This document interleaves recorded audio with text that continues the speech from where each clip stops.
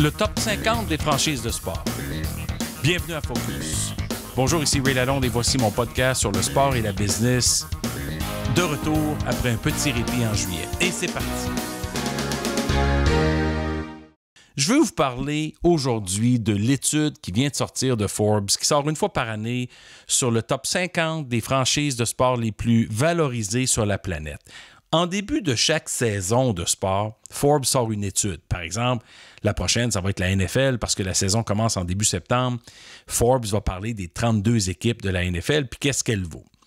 La même chose pour le hockey au mois d'octobre, la NBA au mois d'octobre, novembre et évidemment le baseball au mois de mars à chaque année, la MLS.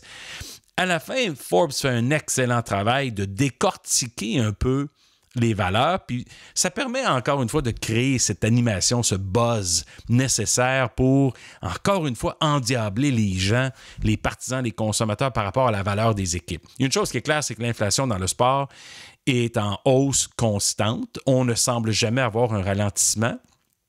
On a vu lors de l'autonomie des joueurs de la NBA où il s'est donné à peu près 3 milliards de dollars US de contrats en 48 heures, 72 heures, tout de suite après le début de la période d'autonomie. La NFL, les corps arrière qui ramassent des contrats de 25-30 millions de dollars par année. Les salaires augmentent dans la NFL, pas au même niveau que la NBA, par exemple. Puis on a vu la période d'autonomie dans le hockey aussi, où on donne des gros contrats. Des gars comme, je pense à Carey Price, qui va gagner presque 15 millions de dollars cette année, en 2019-2020. En tout cas, il y a une chose qui ne ralentit pas, c'est l'économie du sport, les équipes. Puis il y a plusieurs facteurs. Il y a une chose qui est claire, c'est que c'est un élément qui est un peu invisible à travers ça, c'est l'espèce de rareté qui existe. C'est l'espèce de trophée, de fraternité, d'être propriétaire d'une équipe de sport professionnel. Parce qu'il y en a très peu à vendre, très peu de disponibles. Il y en a quasiment jamais qui retournent sur le marché. Donc, les gens, investisseurs ou autres, qui veulent acquérir ces franchises-là sont prêts à payer beaucoup plus qu'une business traditionnelle. Les facteurs qui affectent une franchise, c'est le prix payé lors de la transaction précédente, c'est l'économie de la ligue dans laquelle cette franchise-là évolue, à savoir les revenus de la ligue, c'est cette espèce de modèle de partage des revenus, à savoir qu'est-ce qui sont des revenus certains d'année en année qu'une équipe va percevoir de la part de la ligue. C'est évidemment tous les actifs comme les stades, les centres d'entraînement, la valeur des contrats, toute autre propriété dans la famille de cette équipe de sport-là. Ça, puis évidemment les revenus et les profits.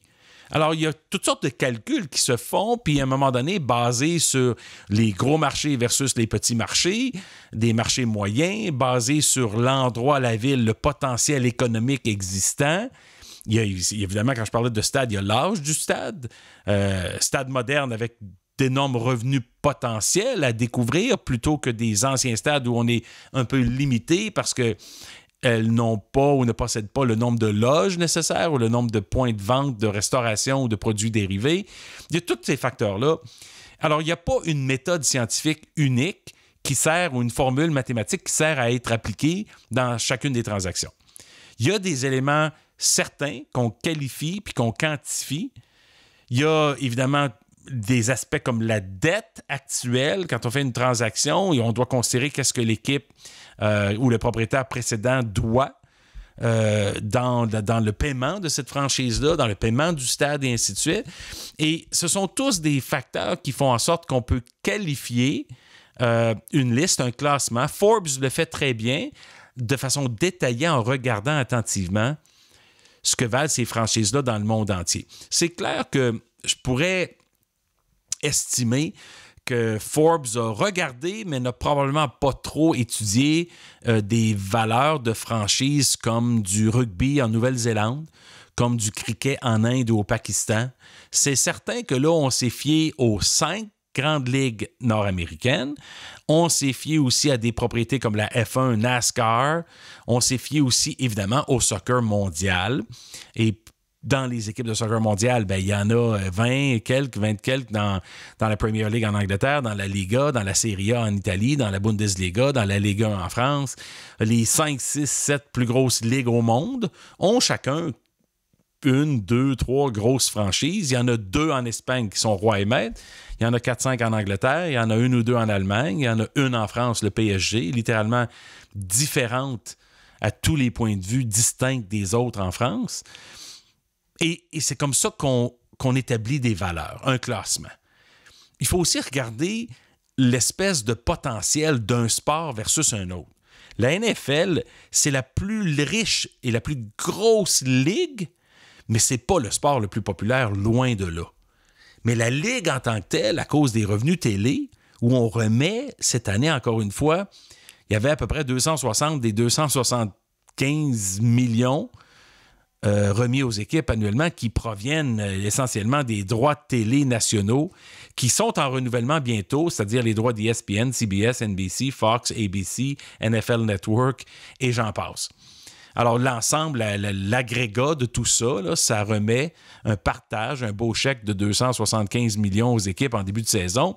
Vous imaginez le potentiel d'une équipe comme les Cowboys de Dallas qui sont classés au premier rang à 5 milliards de dollars de valuation en dollars US, mais ils ont aussi un stade de 91 000 spectateurs, un stade AT&T qui vaut 1,4 milliard de dollars US à la construction, mais encore mieux, un centre d'entraînement complexe hôtelier, immobilier, centre de conditionnement, club privé, restauration, 2-3 stades à l'intérieur de ça pour les matchs de high school au Texas, qui en a coûté 1,5 milliard de dollars US.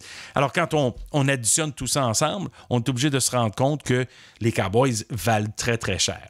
Les Yankees sont derrière parce que les Yankees ont aussi un nouveau stade. Les Yankees ont repris le réseau YES, Yankees Entertainment and Sports. C'est un réseau sportif spécialisé. Les Yankees, évidemment, c'est une des franchises les plus historiques. Mais ces clubs-là, sur l'échelle planétaire, même si on porte des casquettes des Yankees au Japon, puis en Chine, puis en Asie, puis en Australie, le baseball n'est pas du tout un sport mondial à l'échelle des 200 pays. Il y a vraiment 2 seuls sports. Le soccer, d'abord et avant tout, roi et maître. Le basketball, deuxième. C'est pour ça que les franchises de la NBA ont connu un essor important, dont les Knicks de New York, qui sont 5e au classement, les Warriors de Golden State, et même des équipes comme les Raptors continuent de prendre de la valeur à cause d'un championnat, à cause du marché, à cause de tout ce que ça implique d'être dans l'empire de Maple Leaf Sports Entertainment. Les 2 équipes de soccer les plus populaires au monde sont aussi les 2 plus riches. Et dans la même ligue, le Real Madrid puis le FC Barcelone.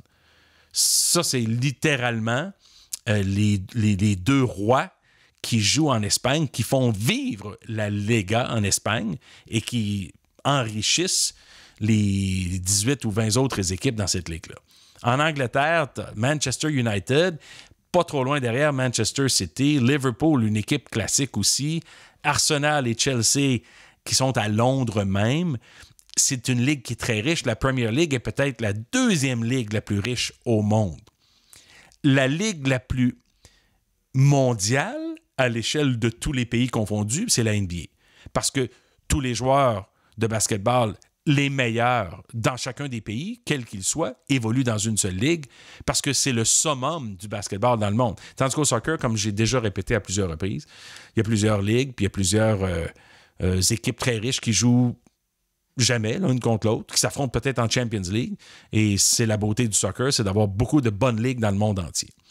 Il y a une chose qui est claire dans ça quand on regarde la valeur de ces franchises-là, c'est que ça augmente d'année en année. Les Canadiens de Montréal, les Maple Leafs de Toronto, les Rangers de New York, toujours les 3 mêmes qui dominent la Ligue nationale de hockey, avec des valeurs qui ont maintenant atteint plus d'1,2, 1,3, 1,4 milliards de dollars. Il y a une chose qui est claire, quand je regarde encore une fois, en 2012, ça fait 7 ans seulement, il y avait une équipe de sport majeure, Manchester United, qui valait 2 milliards de dollars. Aujourd'hui, les 52 équipes dans le haut du classement, les 50 plus les 2 suivantes, sont tous évalués à plus de 2 milliards de dollars. Donc, on est parti de 1 en 2012, puis 7 ans plus tard, 52 qui en valent au moins 2 milliards. Alors, ça vous donne une idée de la constante progression à cause de tout l'argent qui est investi autour du sport. Construction, droits et de plus en plus, évidemment, les droits numériques, puis la consommation sur toutes les autres plateformes que les télés habituelles. Il y a une chose qui, pour moi, devient un peu effrayante, c'est est-ce qu'il y a une limite à tout ça? Est-ce qu'on va atteindre à un moment donné le toit, le plafond, puis que ça va arrêter, puis ça va exploser? Est-ce que l'élastique va exploser? Parce que les droits continuent d'augmenter et à un moment donné, c'est même pas relatif par rapport à l'augmentation du coût de la vie, par rapport à l'augmentation des salaires des gens, par rapport aux capacités de payer de tous ces consommateurs-là. Mais je répète encore une fois, tant qu'il y a quelqu'un qui est prêt à acheter une équipe, qui est déterminé à l'avoir, un investisseur va payer ce que ça coûte pour l'obtenir. Et puisque la grande majorité de ces équipes-là sont détenues par des groupes privés, les gens tiennent à tout prix à avoir ces propriétés-là qui représentent des hobbies, des passe-temps, des engagements, des investissements familiaux, parfois des jouets, parfois uniquement une distraction dans leur empire d'affaires. Et puisqu'il y a très peu d'équipes, elles valent de plus en plus cher d'année en année. Merci d'avoir été au rendez-vous, puis de me suivre sur Twitter @RealRayLalonde et de partager le podcast qui est disponible sur iTunes, SoundCloud ou YouTube. Encore une fois, merci de votre attention. Ici Ray Lalonde, à très bientôt.